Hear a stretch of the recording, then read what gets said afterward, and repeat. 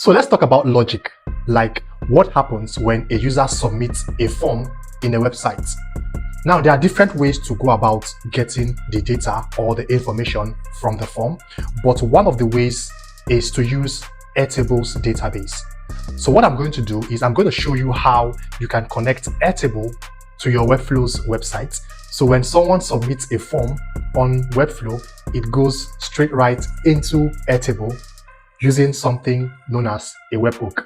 All right, so enough of the talking, let's jump right into it. All right, so we have this form here. So this form allows us to fill in our name, company name, phone number, and the message that you want. And you can as well check this box to, before you submit, okay? So this form is a Webflow form. This is a Webflow form. This is a native Webflow form. So now the idea is to connect this native Webflow form to Airtable. All right. So this is very possible, connecting native Webflow form to Airtable. So this form has already been designed inside of Webflow. All right. So I don't have to start designing it again from scratch. The next thing that we want to do right now is to go to Airtable's website. I already signed up with Airtable. So I already signed up with Airtable. We're just going to go to the website. And if you have signed up with Airtable, you're going to have, let me just delete all of this space. I'm going to delete this too. So when you go onto Airtable, this is what you're going to have. You're going to have this workspace, an empty workspace. So all I need to do now is just to create a base. And I think I'm just going to click on create a base. On clicking on create a base, it's going to load and bring up this page. Now, this is like a database fields where every form that is filled on Webflow would show up. So we have the name, notes, assignee, and status. So you can choose to create your own grid. You can choose to customize it. So now we're going to call this grid. Let's customize it here. We're going to call this, instead of table 1, we're going to call it customer data, for instance. And we're going to save that. So we have customer data here. And we just want about 3 to 4 fields. We want to get the names. So we want the customer's name. We want the customer's email, the customer's phone number, and the message that's, the customer has written. So we have the name here. We don't need these notes. We don't want it. So I'm just going to delete it. Even assignee, we don't want it. I'm just going to delete it. So we're going to leave status. Status is when a customer checks this box, this checkbox. When he checks this box, so if it's a checked box, the status would say yes or checked, as the case may be. And what we want to add more fields. So we're going to click on add fields, and we want the email of the customer. So we're going to create field that says email, but we're going to create another field that would say message.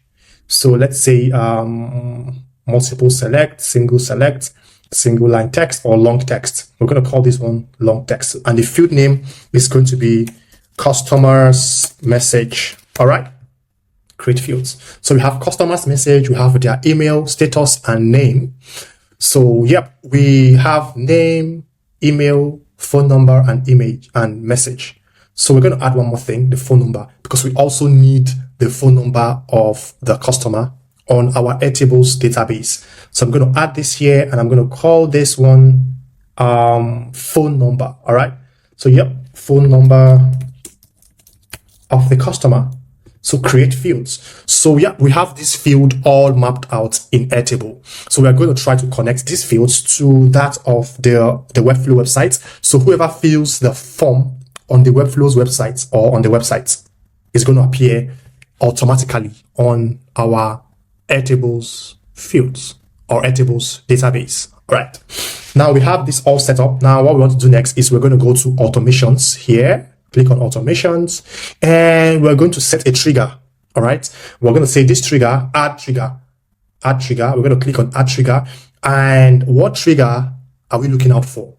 We are looking at when webhook received. When webhook received. So this webhook is going to be the listener that we're going to put on our website that would listen to when an action has been carried out on the form. So this webhook is going to serve as the messenger or it's going to serve as the body that is going to pay attention to the website. So whenever an action is being carried out or whenever the form is being filled, it's going to pass the message to Airtable. So when webhook received, I'm going to click that. And now all I need to do is to grab the webhook details from here, the setup. So I'm going to copy this webhook. Yep, I'm going to copy that. I'm going to go to my Webflow and I'm going to go to the site settings. Oops. I'm going to go to my site settings and I'm going to scroll down to apps and integration. And I'm going to go down and click on this. Sorry, give me a second. I'm going to click on this webhook, add webhook. Right, I'm going to click on add webhook and the trigger is going to be on form submission. All right, and I'm going to paste this webhook URL here. So this is how we are adding the webhook from Airtable into our website. So I'm going to click on add webhook and that has been added successfully. So we have added the listener that's going to pay attention to the form. So whenever something happens on the form, send the data to Airtable. That is not all. And after that has been done, I would go back to I'm going to publish. Yep. It's definitely something you want to do. You have to publish and you have to go back to the designer. So now what you want to do after you have published, now you want to test it. You want to test it. You want to test the live URL. And we're going to try saying first name is David. Company name is, let's say, Dave Mars. My email, let's say official Dave Mars. My phone number is this. And the message is, hi, I am David. Can I know more? What am I saying? Can I know more about your business? Okay. Now I'm going to click on this checkbox. All right. I'm going to click on send message. Now it says here, thank you, your submission has been received. Now I'm also going to make another video on what happens next when a submission is being received. Should the page reload? Should it redirect to another page and all what have you? Or should a button appear that says go back to home page? But this is something we're going to try out on another video. But this step is very important. You have to publish your website and you have to test it. All right, now we've just tested it out.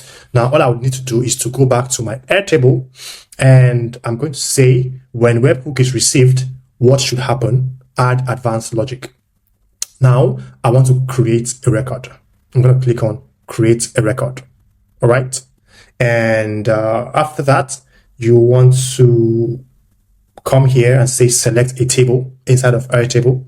You're going to select a table. Now Airtable, on this my Airtable account, I have just one table that I created, which is customer data, the one I created earlier that has the name, email, phone number, and the message, which is this customer data. I'm going to click it. And what I want to do next is I'm going to choose fields, come here and say, I want to display the name field. And so when I click on name field, so what I'm going to do next, I'm going to click on this plus sign here. I'm going to click on this body here and I'm going to scroll down here to data. So what I'm trying to do, I'm trying to map out the fields from Webflow to Airtable. So I'm going to map the name fields to first name here. So I'm going to click it, first name, and I'm going to choose another field. And I'm going to say the email because we also want the email. And I'll click on it. But then this step is very important. I'm going to click on this blue plus sign and I'm going to click on this body and I'm scroll down to data and I'll say the email. I want it to be the email that was filled in Webflow.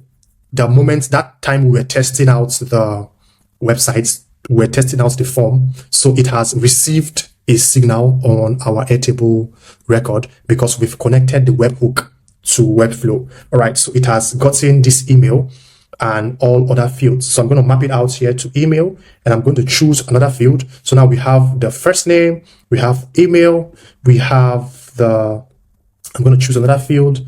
I'm going to choose the phone number field and the phone number field, add phone number. I'm going to make it dynamic. I'm going to click on this plus sign, click on this body and data and contact phone number. I'm going to click on this, and I'm going to click on the last one, choose field, customers message. And I'm going to click on this plus sign. I'm going to click on body, and I'm going to click on data and this message. All right, message. So that's the customer's message. And what I want to do, I want to generate preview. I'm going to click on this, and it's going to load for a minute, and it's going to bring out this modal saying, hey, we found out that somebody from the website filled in David as the name, official Dave Mars as the email, this phone number, and also this message. That was what I did earlier, trying to test it out. Okay. Now, yep. And I'm just going to close it. Now we've set up the automation. Now, when webhook is received, create a new record in Airtable. What this means is when webhook is received from Webflows from the website, create a new record in Airtable. That's simple. Now I would want to turn on the automation.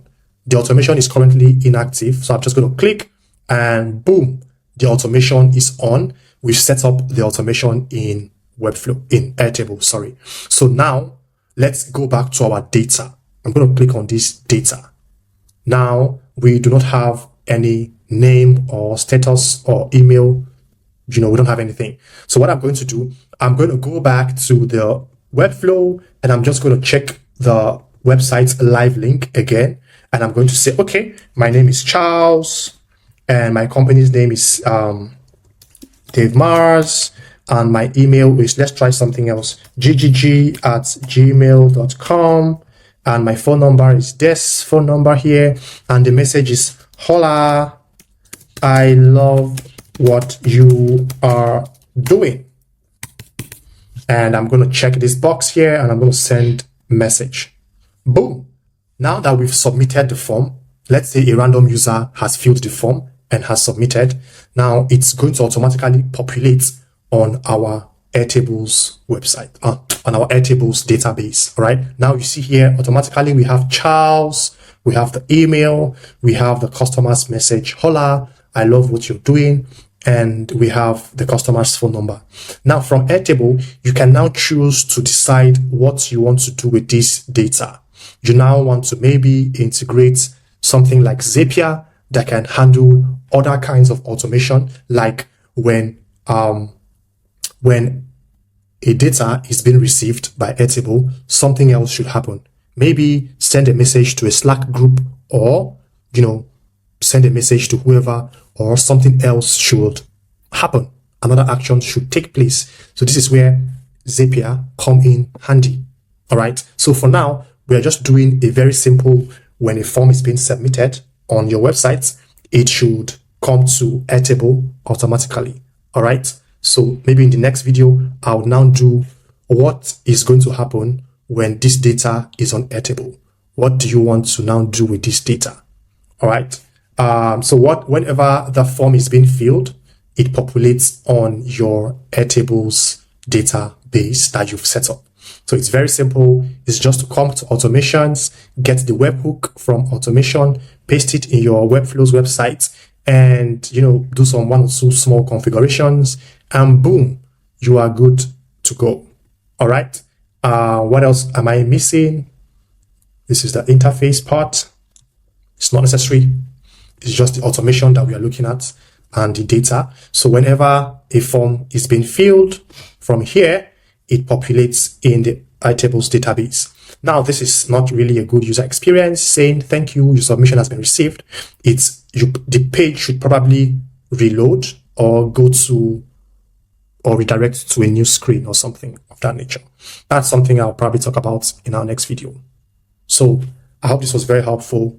See you guys in the next video. Bye.